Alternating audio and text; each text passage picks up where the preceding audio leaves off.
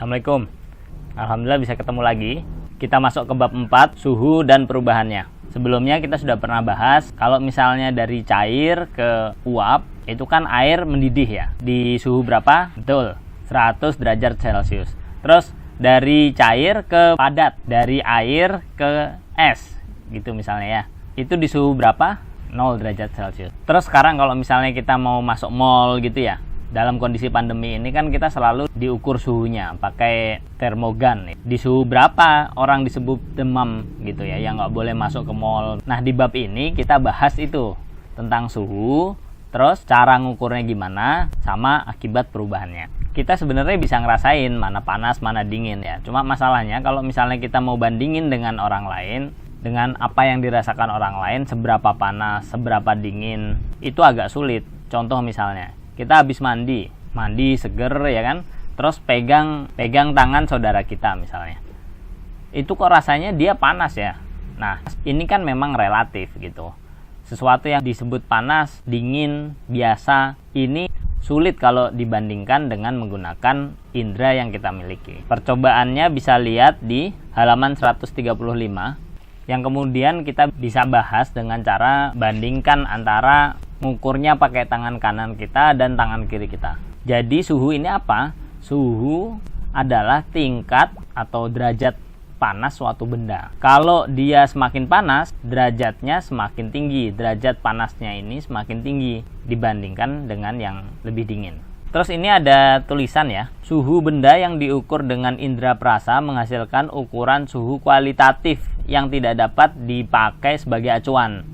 Nah ini ada istilah, ada kualitatif ya kan. Terus suhu harus diukur secara kuantitatif dengan alat ukur suhu yang disebut dengan termometer. Kualitatif sama kuantitatifnya apa sih? Kuantitatif itu gampangnya yang bisa diangkakan. Kualitatif itu terkait dengan kualitas, kayak lebih bagus, lebih tinggi gitu ya, yang sifatnya memang relatif. Nah karena relatif kayak tadi, tangan kita nyobain panas, tapi orang lain nyobain biasa aja gitu kalau pakai tangan misalnya ya. Nah ini agak sulit. Nah tapi kalau angka, kita nyebut angka 36 derajat Celcius, teman kita nyobain juga sama 36, angkanya sama gitu. Inilah pentingnya kuantitatif yang bisa dihitung gitu ya. Pakainya alat apa? Alat yang kita sebut dengan termometer. Jenisnya macam-macam. Yang pertama yang umum zaman dulu digunakan yaitu termometer zat cair. Jadi intinya adalah ada kaca yang diisi dengan zat cair tertentu. Biasanya dipakai itu air raksa atau alkohol jenis tertentu. Kenapa? Karena warnanya ini kelihatan jelas dia, karena kalau air raksa ini mengkilat ya. Terus dia mengembang dan mengkerutnya ini cepat gitu. Mengembang dan mengkerutnya cepat sehingga ada perubahan sedikit dia langsung mengembang jadi makin besar. Nah karena dia makin besarnya di dalam tempat tertentu itu, sehingga kita bisa anggap dia sebagai naik gitu ya. Naik turunnya ini kan di suhu-suhu tertentu, sehingga bisa dikasih garis-garis yang dikasih tanda derajat tertentu. Sehingga inilah yang dijadikan sebagai acuan dari termometer zat cair. Kalau misalnya pakai alkohol jenis tertentu gitu misalnya ya, ada jenisnya toluen atau etil alkohol. Rentangannya beda karena perubahannya ini tergantung dengan karakter yang dimiliki oleh alkohol ini. Nah, alkohol ini kan biasanya warnanya bening, sehingga dikasih tambah warna, dikasih pewarna tambahan, ada yang biru atau merah biar kelihatan gitu. Air raksa itu berbahaya. Kalau ketemu termometer zat cair dari air raksa tadi itu ciri khasnya mengkilat gitu ya, lebih baik jangan dipegang, itu berbahaya. Oke. Nah ilmu tambahan terkait dengan plastik. Ini mau sampaikan bahwa tidak semua plastik cocok untuk makanan, apalagi makanan atau minuman yang panas-panas. Yang aman adalah yang ada kodenya 5 atau kode PP. Kalau di botol biasanya kelihatan ada di bagian bawahnya ya. Oke, ini ada pertanyaan. Tadi sudah kita bahas. Zat cair apa yang digunakan dalam termometer zat cair? Apa kelebihan dan kekurangan zat cair itu? Kalau lupa atau kalau belum betul-betul paham apa yang saya sampaikan, bisa dibaca di bukunya ya. Tapi memang paling ideal sambil kalian dengerin YouTube ini, sambil kalian pegang bukunya. Biar mudah kalian nanti ketika ngerjakan lagi, kan saya kasih tahu bagian mana yang betul-betul penting, sehingga bisa kalian tandain langsung di buku kalian.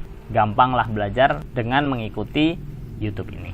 Selanjutnya adalah contoh termometer yang pakai prinsip zat cair seperti tadi ya. Yang pertama termometer laboratorium. Ini contohnya bentuknya panjang gitu ya. Skala dari minus 10 sampai 110 pakai raksa atau alkohol. Jadi kenapa hanya di minus 10 sampai 110? Karena bisa jadi kalau lebih dari itu, kayak 300 derajat Celcius gitu ya. Seperti ketika orang membuat porselen. Kalau pakai termometer ini, nanti termometernya pecah gitu ya. Atau kalau di bawah itu, ya dia sudah membeku. Cairannya membeku artinya dia udah nggak bisa naik, nggak bisa turun gitu. Termometer suhu badan. Skalanya sekitar 35 sampai 42. Jadi ini memang dibuat untuk kondisi seperti ini. Kenapa nggak dibuat sekalian dari yang paling dingin ke yang paling ini ya? Tentu bahannya nanti perlu bahan yang sangat kuat. Artinya harga jualnya juga terlalu mahal untuk dibeli masyarakat. Di kolom perlu diketahui ini, ketika ada proses fermentasi, misalnya pembuatan tape gitu ya, ini ada perubahan suhu juga. Kenapa? Karena bakteri mengubah glukosa menjadi karbon dioksida dan alkohol. Ada juga suhu terbaik untuk melakukan proses ini gitu ya. Contohnya di 35 sampai 40 derajat Celcius. Terus, ini termometer yang cara kerjanya berbeda. Ini adalah bimetal, artinya ada dua metal atau dua logam. Intinya apa ini? Intinya adalah jadi ada pakai dua logam yang jenisnya berbeda. Satu logam ini agak sulit memuai. Memuai itu apa? Memanjang gitu misalnya ya, atau membesar. Ini di suhu yang berbeda dengan yang cepat reaksinya. Sehingga yang satu diem aja, yang satu jadi mendekat dan akhirnya nempel gitu. Ketika nempel itulah terjadi reaksi tertentu. Ini banyak dipakai di setrika. Jadi kalau misalnya sudah terlalu panas, yang awalnya nempel jadi merenggang. Atau di alat pemadam kebakaran. Jadi kalau ada kebakaran, dia kan makin panas akhirnya nempel gitu ya. Nempel, terus di situ arus listriknya ngalir, terus bunyilah si alarm. Kemudian lanjut adalah termometer kristal cair. Ini ada kristal cair yang warnanya bisa berubah kalau suhunya berubah. Kristal ini dikemas atau ditaruh di dalam plastik tipis untuk mengukur suhu tubuh gitu misalnya, atau suhu akuarium. Di kota ini menunjukkan bahwa binatang yang hidupnya di daerah dingin biasanya bulunya tebal. Contoh, beruang kutub. Tujuannya biar tubuhnya tetap hangat. Hal lainnya adalah unta itu ada punuk ya, ada jendolan di atas punggungnya itu. Gunanya apa? Untuk menyimpan air gitu. Jadi dia bisa tahan, nggak minum berhari-hari, dan biar suhu tubuhnya tidak terlalu panas karena dia hidupnya di gurun. Begitu juga tanaman. Jadi tanaman yang ada di gunung itu biasanya beda dengan jenis tanaman yang ada di dekat pantai. Kenapa? Karena perbedaan suhu itu. Contohnya misalnya yang paling gampang ekstrim gitu ya. Di gurun itu tanaman yang bisa bertahan adalah tanaman kaktus. Terus dalam waktu 100 tahun ini suhu bumi naik sekitar 2 derajat Celcius.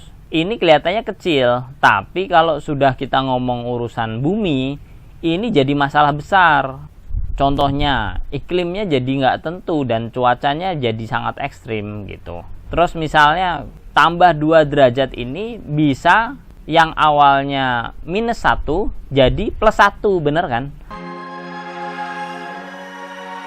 Yang ada di salju-salju sana, di kutub-kutub itu bisa jadi mencair gitu. Nah, kalau yang mencair itu ukuran satu negara atau satu benua, yaitu artinya air laut nambahnya jadi banyak sekali. Itulah yang membuat kenaikan 2 derajat Celcius ini menjadi masalah besar. Ini kita pelajari di bab 9, oke? sudah saya siapkan di channel ini. Bisa kalian lompat ke sana juga bisa untuk pengetahuan. Kita masuk subbab selanjutnya, yaitu skala suhu. Berapa suhu manusia sehat? Ya, kita bisa jawab 37 derajat Celcius atau ditulis dengan huruf C. Jadi di dunia ini yang diakui tidak hanya Celcius, ada juga Fahrenheit, Reaumur, dan Kelvin. Cuma kalau di Indonesia lebih banyak menggunakan Celcius. Kita coba buat skala pada termometer zat cair. Ini kita agak sulit memang, tapi kita pakai kayak tadi sebenarnya sekilas sudah saya ceritakan, ada air raksa, alkohol gitu ya. Terus ada es yang sedang melebur, ada air yang sedang mendidih gitu. Terus pemanas spiritus, spidol, benang berwarna. Intinya adalah dicoba kalau misalnya di es itu yang sedang melebur, artinya es yang sedang mencair, itu dia di titik mana? Nah, itu dikasih tanda. Kalau si termometer yang belum dikasih tanda ini kita coba masukkan ke air yang mendidih, dia posisinya di mana? Itu dikasih tanda lagi gitu ya. Nah, itu kan udah pasti tahu. Yang satu 0, yang satu 100 gitu ya. Nah, kemudian dikasih tanda-tanda gitulah. Itu caranya. Cara ini juga sejenis sebetulnya yang dilakukan untuk Celcius, Fahrenheit, dan Reaumur untuk membuat skalanya. Kalau Kelvin ini skala suhu dalam SI, Satuan Internasional. Kita udah sebelumnya ya bahas SI. Kelvin ini memang agak beda. Jadi dia menggunakan 0 mutlak, tidak menggunakan derajat. Jadi suhu 0 itu ketika tidak ada energi panas yang dimiliki benda. Artinya ini agak sulit kita pahami, tapi memang kalau diibaratkan itu barang yang panas, itu di dalamnya terjadi pergerakan yang cepat sekali. Kalau lebih dingin itu pergerakannya lebih pelan.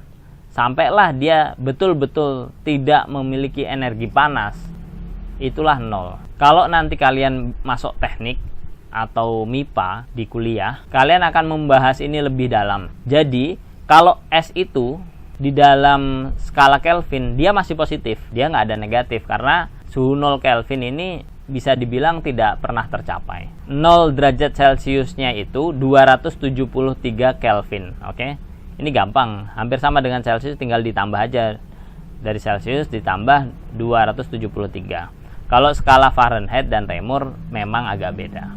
Perbandingannya kira-kira seperti ini. Oke, ini adalah contoh kalau misalnya dari Celcius ke Fahrenheit. Cara ngitungnya kayak gini ya. Jadi TC itu temperatur di Celciusnya, terus TF itu temperatur di dalam Fahrenheit. Jadi rumus TF atau temperatur Fahrenheitnya itu sama dengan 9/5 kali TC gitu ya. Baru ditambahkan 32. Memang agak repot ini. Tapi nanti kalau kuliah hampir selalu kita pakai Kelvin tadi itu. Ini juga ada beberapa rumus dari Celcius ke Reaumur dan dari Fahrenheit ke Kelvin gitu ya. Ini sebetulnya gampang, ini tinggal dimasuk-masukkan terus dihitung, sabar sedikit kita sampai. Kenapa kita perlu pelajari untuk Reaumur dan Fahrenheit? Ya karena di beberapa negara menggunakan satuan ini gitu. Ya kalau kalian ke luar negeri terus lihat satuannya bukan Celcius tapi Reaumur dan Fahrenheit, ya kalian dengan mudah bisa konversi. Jadi derajat Celcius ini pertama kali dikenalkan oleh Anders Celsius dari Swedia tahun 1742. Yang intinya adalah menggunakan aturan yang umum kita temui, yaitu air, batasannya 0 ketika air mendidih dan 100 ketika air membeku. Kemudian dibuat skala-skala di sekitar itu. Oke, ini contoh latihan, bisa dicoba, nggak terlalu sulit sebetulnya, ini gampang-gampang aja, tapi memang perlu dicoba biar kalian terbiasa. Ada juga beberapa pertanyaan, bisa kalian isi. Kita lanjut ke subbab berikutnya, perubahan akibat suhu. Apa yang terjadi kalau suhunya berubah gitu. Salah satunya itu ukuran bendanya berubah. Ada yang berubah jadi besar, ada yang mengerucut atau yang mengecil jadi lebih kecil. Prinsip ini kan tadi yang dipakai juga di termometer zat cair ya. Dan termometer bimetal juga pakai ini sebetulnya. Oke, pemuaian zat padat agak sulit memang dilihat. Contohnya kalau kita kasih air panas ke dalam gelas, terus tiba-tiba gelas itu retak gitu. Kenapa retak?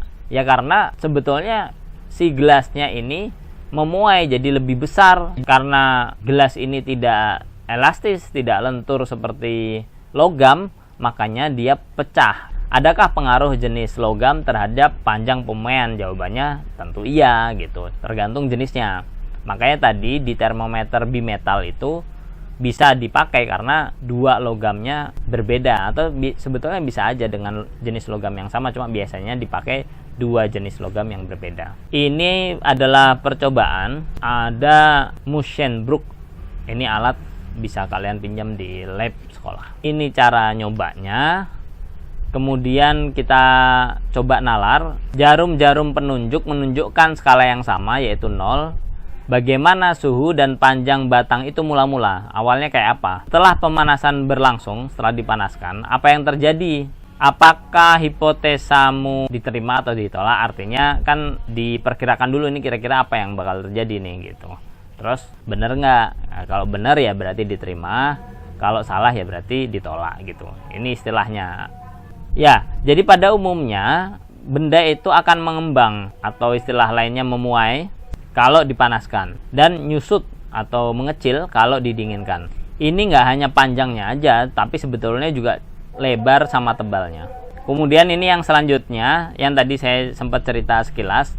Jadi pada suhu tinggi, atom dan molekul penyusun logam itu bergetar lebih cepat dari biasanya, sehingga logam itu akan memuai ke segala arah. Ini penjelasannya yang tadi juga saya sedikit singgung ketika kita bahas tentang Kelvin. Jadi kalau misalnya kita ngerancang bangunan, jembatan gitu ya, kita harus ukur juga nih kira-kira jembatan jalan rayanya, terus termasuk juga rel kereta gitu ya, dia kan mengembangnya seberapa panjang dengan panas yang ada gitu. Kan panas nggak selamanya panas, siang kan ada malam juga, jadi dia akan memanjang di siang hari dan menyusut di malam hari. Makanya kita harus ukur juga, jangan dibuat sangat rapat gitu. Kalau rapat banget, nanti ketika dia memuai, rel keretanya jadi melengkung dong, kan gitu ya. Makanya kita kasih jarak, termasuk juga jembatan. Makanya itu sambungan antar jembatan dan jalan itu ada jaraknya. Makanya kalau kita naik mobil lewat jembatan suka ada kerasa jegluk-jegluk gitu. Itu artinya kita melalui celah. Celah itu memang disiapkan, nggak dibuat betul-betul rapet. Tujuannya biar jembatannya tidak melengkung kalau dia memuai pas kena matahari siang hari. Ini adalah gambar dari bimetal yang tadi. Kita lanjut ke koefisien muai panjang suatu zat padat, yaitu bilangan yang menunjukkan pertambahan panjang tiap satu satuan panjang jika suhunya dinaikkan 1 derajat. Paham nggak? Jadi gini, kalau misalnya suhunya naik 1 derajat gitu ya, karena ini ngitungnya kan per derajat, jadi dihitungnya tiap 1 derajat. Nambah panjangnya ini berapa sih sebenarnya gitu. Inilah nanti yang dijadikan sebagai angka koefisien muai panjang. Gunanya apa? Gunanya ya buat ngitung tadi, biar kita bisa perkirakan kalau bahan dari jembatan ini apa, ya berarti dia bakal nambah sekian panjang. Makanya kita perlu siapkan jaraknya sekian gitu misalnya. Kalau di sini dikasih contoh muai panjang kaca 9 kali 10 pangkat minus 6 per derajat Celcius. Artinya 0,000009 ya. Jadi dari angka 9 kita geser komanya itu ke arah kiri 6 kali gitu ya. 10 pangkat minus 6. Kalau 10 pangkat 6 berarti kita tambah nolnya 6 gitu.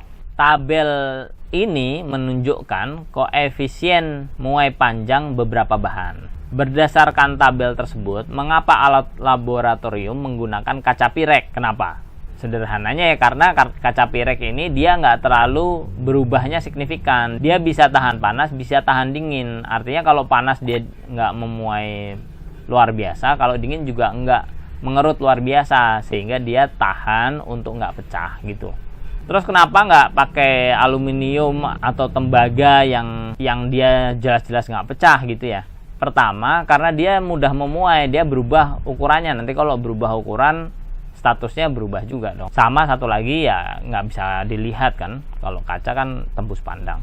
Oke, penggunaan matematika. koefisien muai panjang, pertambahan panjang per panjang mula-mula kali kenaikan suhu. Ini rumus. Ada yang gambarnya kayak segitiga itu, misalnya bacanya nih ya, itu alfa ya, kayak A itu alfa, kemudian kayak segitiga itu delta. Delta itu artinya perubahan gitu. Kalau di sini delta L perubahan panjang berarti. Jadi pertambahan panjang itu artinya panjang akhir dikurangi panjang awal, atau LT minus LO. Kenapa pakai T sih di sini? LT. Terus ada LO. LO ya O ketika waktunya 0 gitu. Ketika awal-awal itu 0 sebenarnya. Terus LT itu apa maksudnya? Ya T di waktu tertentu. Ini kalian nanti lebih dalam pakai di SMA dan ketika kuliah. Jadi ketika di waktu T, kayak misalnya sekarang, ya ini berarti setelah berapa menit, misalnya 5 menit gitu ya. 5 menit dibanding ketika awal. Jadi misalnya besi kita panasin, setelah 5 menit panjangnya awalnya berapa, panjang akhirnya berapa gitu. Makanya ada LO dan LT. Oke. Ini rumus bisa dipakai, bisa kalian pahami lebih dalam lagi. Gampang, dicoba-coba aja dimasukin angka, nanti juga gampang kalian. Lanjut ya. Panjang aluminium pada suhu 30 derajat Celcius adalah 100 cm. Koefisien muainya adalah di angka ini. Kemudian hitung panjang aluminium itu. Ini cara urutnya. Yang pertama kita tulis dulu yang diketahui apa. Kemudian kita cari tahu pertanyaannya ini apa sih sebenarnya dari cerita ini gitu ya. Kemudian strateginya apa? Ya ini pakai persamaan atau pakai rumus yang tadi. Dihitung, selesai. Ya, dicoba. Kalian harus coba. Kalau nggak coba ya nanti bingung juga gitu. Kalau di awal kan tetap bingung. Tapi kalau bingungnya pas latihan masih sedikit-sedikit gini, masih gampang gitu ya. Kalau numpuk-numpuk ya gampang juga, tapi nggak segampang ketika masih awal-awal. Pemuaian luas dan volume zat padat. Kalau benda itu bentuknya lempengan dipanaskan, pemuaiannya terjadi di kedua arah sisi. Pemuaian ini disebut pemuaian luas. Nah, kalau masang plat-plat logam, ini selalu perlu diperhatikan, ini perlu pemuaian luasnya. Ini contoh koefisien muai luas. Terus kalau misalnya kelereng gitu ya, atau balok dipanasin. Ini kan artinya dia tidak hanya lempengan, tapi benda 3 dimensi. Artinya ada panjang, tinggi, lebar gitu ya. Ini ya jadinya koefisien muainya 3 dimensi. Contoh apa yang terjadi nih, misalnya ada pintu yang nggak bisa dibuka, nggak bisa ditutup gitu. Padahal di awal kan udah pas waktu dibangun. Salah satunya kemungkinan karena pintunya itu memuai, jadi lebih gede, membesar ya. Bisa juga menyusut. Jadi partikel-partikel zat padat itu selalu bergerak atau bergetar tadi ya. Kalau makin cepat, ini nggak bisa dilihat sebetulnya. Secara kasat mata nggak bisa lihat. Jadi semakin cepat itu perlu ruangan antar partikel. Jarak antar partikel jadi semakin besar, zat padat itu jadi memuai gitu. Bertambah panjang, bertambah luas, akhirnya bertambah juga volumenya. Intinya bertambah besar. Kita lanjut ke pemuaian zat cair dan gas. Apa yang perlu disiapkan? Alat dilatometer atau labu didih, sumbat karet, pipa kapeller. Ini alat-alatnya ada di lab, tinggal persiapan hal-hal lain, bisa kalian baca. Intinya adalah apa yang terjadi pada air di dalam pipa kapiler itu setelah labu didih atau gelas itunya dipanaskan gitu ya. Ini harusnya dia akan mengembang. Jadi dari di dalam pipa ini dia naik ke atas gitu ya. Selanjutnya, intinya menunjukkan bahwa zat cair ini juga memuai, membesar ketika dipanaskan.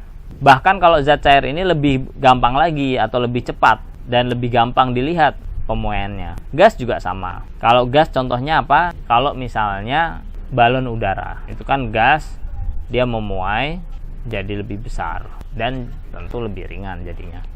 Oke, botol kemasan sirup, kecap, saus tidak pernah diisi penuh. Kenapa? Ya karena kalau pas memuai biar dia tidak tumpah. Contoh penerapan lain, mengapa kabel listrik tegangan tinggi dipasangnya agak kendor? Jadi sutet itu kan kalau kita lihat dia agak kendor. Sama, biar dia tidak putus kalau misalnya nanti kan dia mengkerut gitu ya. Kalau dia nggak kendor, udah kenceng, nanti dia mengkerut, ya nanti putus jadinya. Terus, ini adalah contoh dari soal koefisien muai. Dan terkait itu juga berapa panjang pada suhu tertentu untuk baja. Lanjut, renungan ya.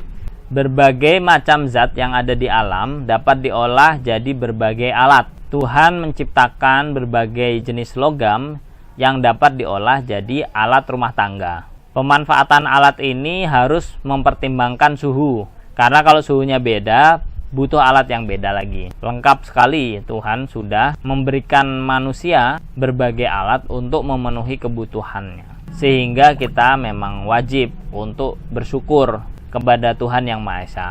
Salah satunya adalah dengan menjaga alam ini dan menggunakan yang ada di sekitar kita sesuai dengan kebutuhan. Oke, suhu adalah salah satu yang jadi pertimbangan saat kita pakai benda di sekitar kita. Contoh misalnya kita masak, pakai alat dari kayu atau alat dari aluminium yang dilapisi tahan panas di pegangan.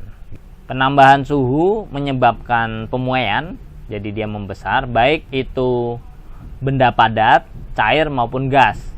Ini adalah rangkuman dari yang tadi sudah dibahas, bisa kalian baca. Kemudian juga ada info ilmuwan, ada Anaximenes, Ibnu Sina, William Thomas Kelvin yang tadi nemu sistem tadi gitu ya. Ya kalau kalian ternyata nemu sesuatu yang lebih menarik untuk dicoba, terus dicoba dan banyak orang setuju, bisa jadi pakai suhu dengan menggunakan nama kalian. Ini rangkumannya lagi. Kemudian ada uji kompetensi dan ada tugas proyek. Pendek banget, bab 4. Semoga kalian paham banget. Assalamualaikum warahmatullahi wabarakatuh.